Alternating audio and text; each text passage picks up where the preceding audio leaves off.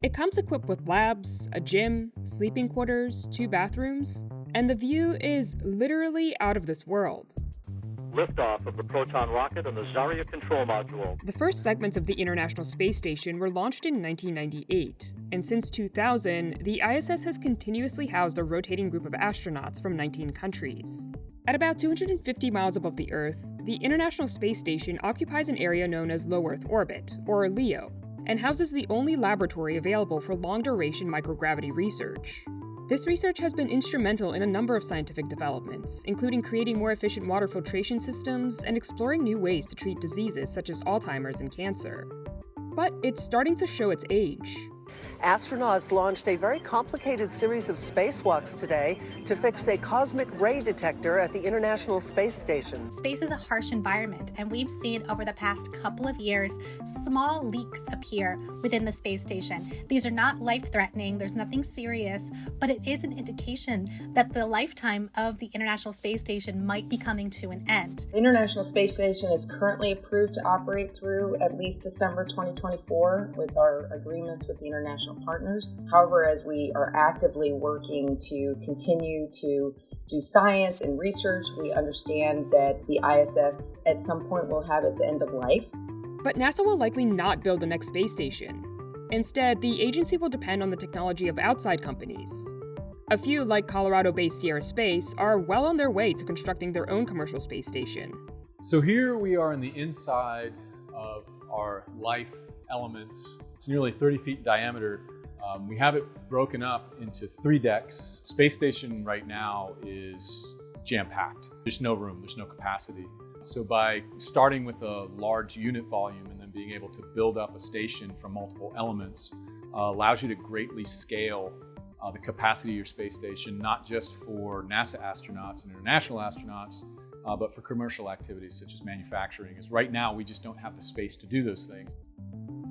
As space enters the commercial age, here's what a new International Space Station may look like.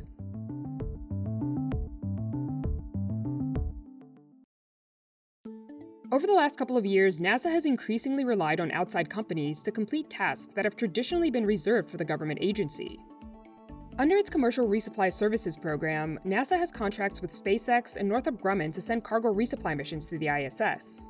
Last year, SpaceX made history by becoming the first private sector company to carry NASA astronauts to the ISS under NASA's Commercial Crew program. Boeing is also under contract as part of the program, but is still conducting uncrewed tests. The Commercial Crew and Commercial Resupply programs are largely considered a success for NASA. Last year, the agency estimated that the Commercial Crew program saved the government between $20 and $30 billion. Since SpaceX and Boeing each designed their own spacecraft under the contract, NASA had the added benefit of having a backup in case something should happen with one of the vehicles. This has proved wise, as Boeing has struggled to get its spacecraft certified for human flight. NASA is now hoping to replicate the success of its Commercial Crew and Commercial Cargo programs with the Commercial LEO Destinations project. As part of the project, NASA plans to award up to $400 million in total to as many as 4 companies to begin development of private space stations. Covering just part of the developmental cost of the station would be a big money saver for NASA.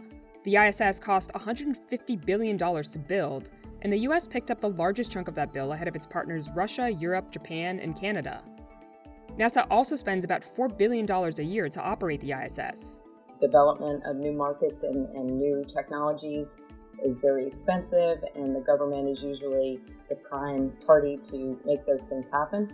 We have done that in LEO, and so we do expect that we will save money moving to this model. A number of private companies are already well on their way to launching private space stations. One of the companies at the forefront of creating a commercial space station is Houston-based Axiom Space. In fact, back in 2020, NASA awarded the company a $140 million contract to provide at least one habitable module to attach to the International Space Station. Axiom Space plans on starting out with 4 modules. The first 2 will be crew quarters that will be decked out with infotainment systems and massive windows overlooking Earth. Some space will also be reserved for research and technology development projects. The third module will be geared strictly towards research and manufacturing, and the fourth will be a solar array, so that Axiom's modules can separate and operate independently from the ISS when it's eventually retired. Prior to that, we'll be getting power from the ISS, but we'll fly up our own solar arrays on the fourth module. We'll have our own airlock so that we can do spacewalks. And then once we separate from ISS, we have the ability to continue to add to our station really indefinitely. And we envision being able to add modules that are custom for customers, that we might build an entire module that's specific to a particular customer's manufacturing or research needs. Funding for its new space station will also likely come from Axiom's private astronaut missions. Axiom has a deal with SpaceX to use the company's Crew Dragon capsule and Falcon 9 rocket to fly a total of 4 crewed missions to the ISS starting as early as January 2022. Although Axiom does not make the price of its private missions public, a flight with Axiom is estimated to cost tens of millions of dollars, as NASA pays SpaceX about $55 million per seat to fly its astronauts to the space station. But Axiom is confident that it can build a station that's much cheaper than the $150 billion NASA spent on the ISS. We think we need about 1.2 billion or so to build the 4 modules, and we're on track to do that. One of the ways Axiom's been able to bring down the cost of its space station is by utilizing technologies from other industries. Our battery technology is very similar to electric vehicle battery technology. The computer chip in your iPhone, say an iPhone 10 or newer, is very, very similar to the chip that we'll use as our computer. Axiom Space plans to launch its first module in 2024 and its 4th module toward the end of 2027. Sierra Space is another company that's been working on building a commercial space station. This is just a mock-up of how we might divide some of the space. So we've put up walls here and some basic curtains. We have some crew quarter examples in here. Some of these could be used as storage closets, could be used for hygiene room, for brushing your teeth, spending personal time. Certainly toilet space as well as required. Since 2017, Sierra Space has been developing an inflatable structure that it calls the Life Habitat. Originally, it was designed to be a habitat that could take 4 astronauts basically from lunar orbit to Mars, essentially designed for a 1,000-day mission. Since then, Sierra Space has worked to adapt the design to also function as a habitat for the surface of Mars or the Moon, as well as act as a free-floating commercial station in low Earth orbit. CNBC saw a mock-up of the Life Habitat at Kennedy Space Center, where it's undergoing testing. The structure is 1/3 the volume of the International Space Station and spans 27 feet in both diameter and length.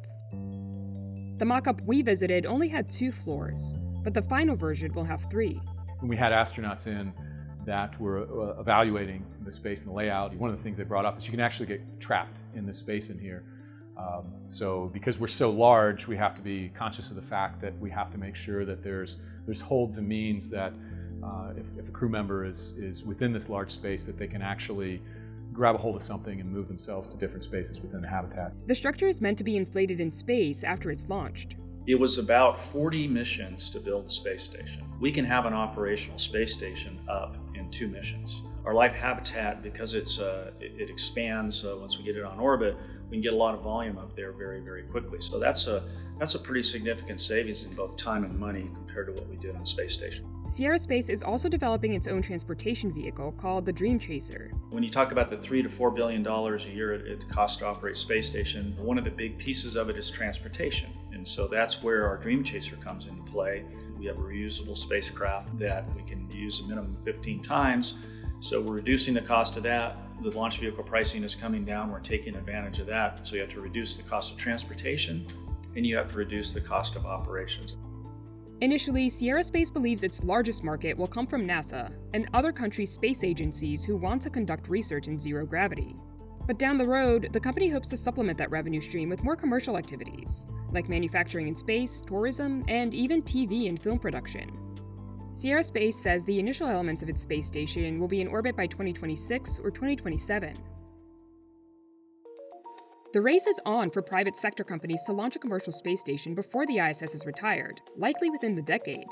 Both Axiom Space and Sierra Space say that they are confident that they can have an operational space station up and running in time. Another aerospace company, NanoRacks, plans to have its first private space stations up by 2024. But instead of building a whole new structure, NanoRacks plans to recycle the spent upper stages of rockets and transform them into research stations. But as with any space endeavor, timelines often change. Just take the Commercial Crew Program. The program's original goal was to send astronauts to the ISS by 2017, but early funding cuts and a number of failed tests delayed the launch until 2020. And not having a station finished in time could spell real trouble for NASA. If we retire the International Space Station without having commercial space stations ready, there's going to be a gap in capabilities. And NASA's already experienced such a gap. After the agency ended the shuttle program in 2011, NASA was forced to rely on Russian Soyuz rockets to launch its astronauts to the International Space Station. And the US paid Russia a pretty penny, over $90 million per seat.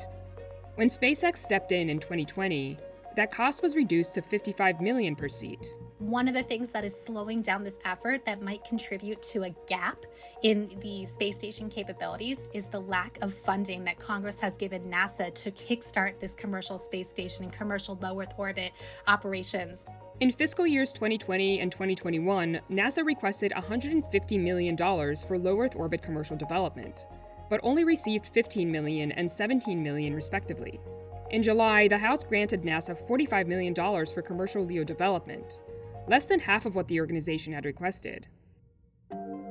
Commercial companies can also expect competition from other countries. This is a race to establish permanent presence in low Earth orbit and the moon. And as of today, China seems to be winning that particular race. Tonight's launch is the country's first crewed flight in nearly 5 years, sending 3 astronauts to the space station it's building as it seeks to become a major spacefaring power by 2030. Russia is also planning its own space station. Serving government customers like NASA can be a springboard to kickstart the LEO economy for commercial companies.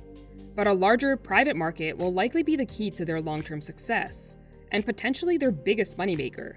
NASA provides the money, but the money that NASA is providing is wholly insufficient for us to do this. So we would not do this or invest in it ourselves if we did not believe in that market. We really think that manufacturing will be the real game changer. There's been some really interesting demonstrations on ISS where people have flown experiments and they've developed fiber optic cable that has 100 times transmission length, or they've found ways to bioprint perfect retinal implants. But if it was successful, then what?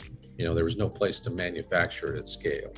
And so by building a commercial space station and a commercial destination, we now have the ability to build things at scale and to manufacture things at scale and to help customers do that, including building an entire module specifically for a customer to do that kind of manufacturing. As for NASA, not having to invest in a space station will free up money for other endeavors. We've had all of these years of success on the ISS, and NASA now wants to put our eye toward Moon and Mars and other exploration items and turn over this area of space to the commercial market.